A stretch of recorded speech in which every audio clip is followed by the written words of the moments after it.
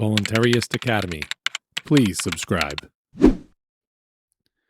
Parenting is so often based on authoritarianism that many cannot even imagine or image what non-authoritarian parenting would look like.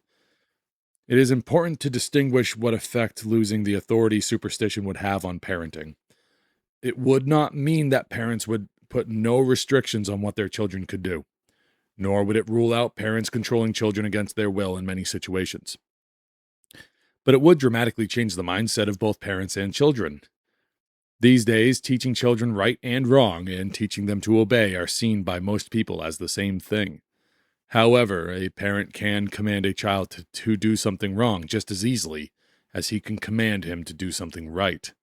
Contrary to what authoritarian parenting teaches, the fact that a parent issued a command does not make it automatically right and does not make the child obligated to obey.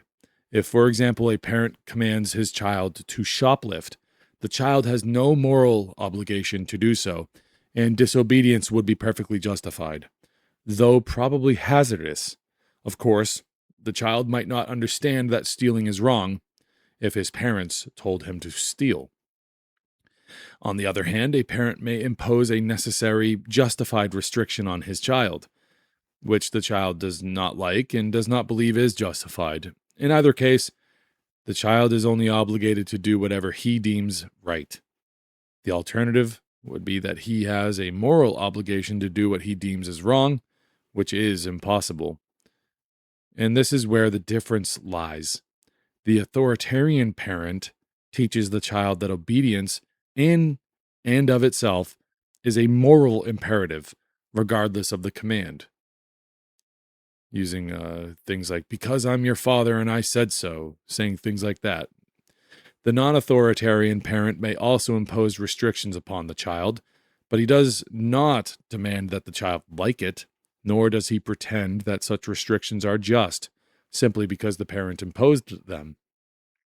In other words, the non-authoritarian parent may see the need, because the child does not yet have the knowledge or understanding to be competent enough to make all of his own choices, to force certain restrictions upon a child regarding bedtime, diet, things like that, wearing a helmet when they ride a bike. But he does not claim that the child has any moral obligation to obey without question. The sooner the child can be taught the reason for the rule, the sooner he can understand why doing what his parent says will benefit him. Of course, that is not always possible, especially when children are very young. The parent who stops the child from eating a box of candy is benefiting the child, who does not yet have enough understanding or self-control to serve his own interests.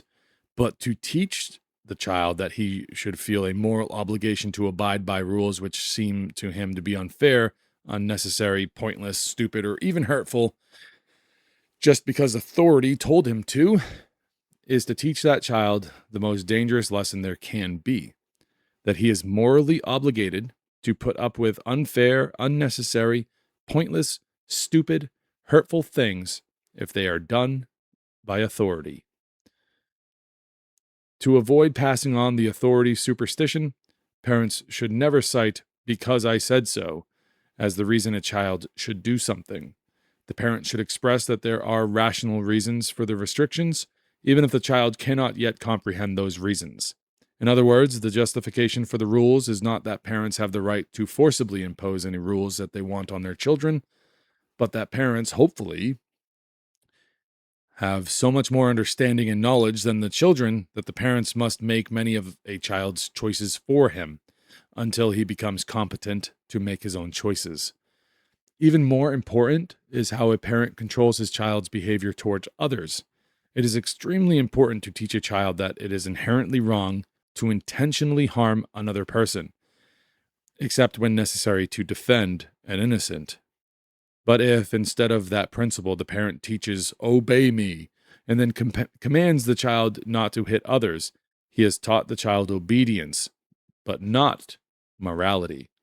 If the child refrains from hitting others, not because he understands that doing so is wrong, but only because he is told not to, then he is functioning in the same manner as an amoral robot and has learned nothing about being a human being. The short-term practical result may look the same, i.e., the child refrains from hitting others, but the lessons learned are very different. When the child who was merely taught to obey grows up and some other authority tells him that he should harm others, he almost certainly will, because he was trained to do as he was told. On the other hand, the child who was taught to respect the rights of others and was taught the principles of self-ownership and non-aggression will not lightly abandon those principles just because someone claiming to be authority tells him to. Children learn by example. If a child sees his parents always acting as unquestioning subjects of a ruling class, the child will learn to be a slave. If instead the parents demonstrate in their daily lives how to use and to follow one's own heart and mind, the child will learn to do likewise. The child must understand that it is his duty not merely to follow the rules of being a good person, but to figure out for himself what the rules of being a good person are. The standards which a self-owner lives by may still be described as rules, but the worth of such rules does not come from the fact that an authority issued them, but because the individual believes that such rules describe inherently moral behavior. This is not to say that everyone agrees upon what is moral, though there is a wide consensus on some basic principles. But even with each person's behavior guided by his own imperfect, incomplete understanding of right and wrong, the overall results would be drastically improved compared to the authoritarian alternative, in which basically good people do things they know to be wrong because they feel compelled to do whatever authority tells them to do, as demonstrated by the Milgram experiments.